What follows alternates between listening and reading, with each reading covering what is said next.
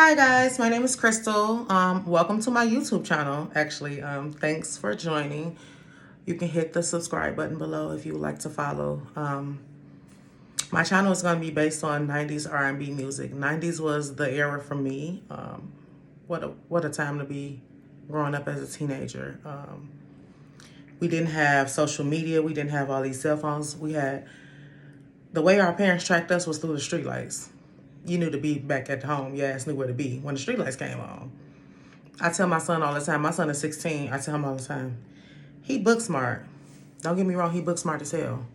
But the boy ain't got no common sense. He got no street sense. He got no street smarts. And that's because he's raised on technology. He's a technology kid, you know. And that's a lot of our fault. But growing up, raising a child, being a working mom, you know, you got a couple errands you got to run. You got stuff you got to do around the house. You can put on ABC Mouse, or when he was growing up, it was Nick Jr. He would be into it.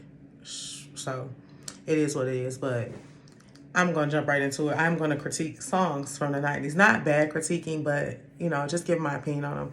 So this song I chose today is In Vogue, Giving Him Something He Can Feel. I chose this song because why was we singing this so hard in the 90s? Like, who broke our heart at 11 years old for us to sing this song? And I'm about to play it now. The intro should have told us. Listen.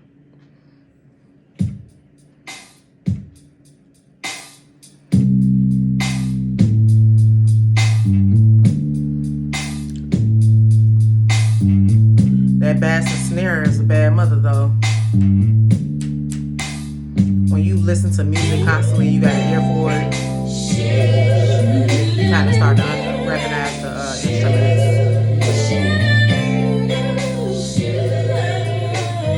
First entrance right here. She's telling us right here.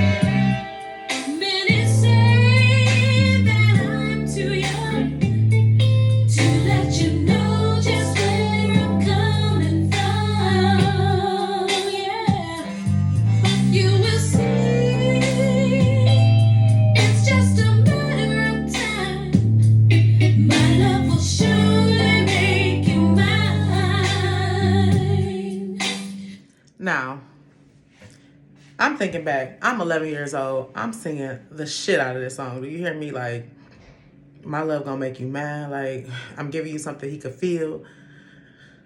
Why? And where the fuck was my mama at? Why was I singing this? I lag on my niece all the time about banging Meg Thee Stallion.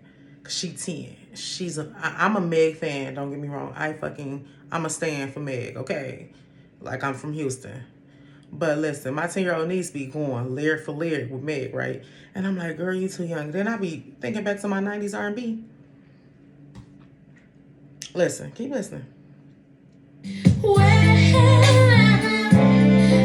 in a world of ghetto life, everyone seems so uptight, but nothing's wrong and nothing's right. It's alright, man. My man, I like the way we carry on. His love set me on.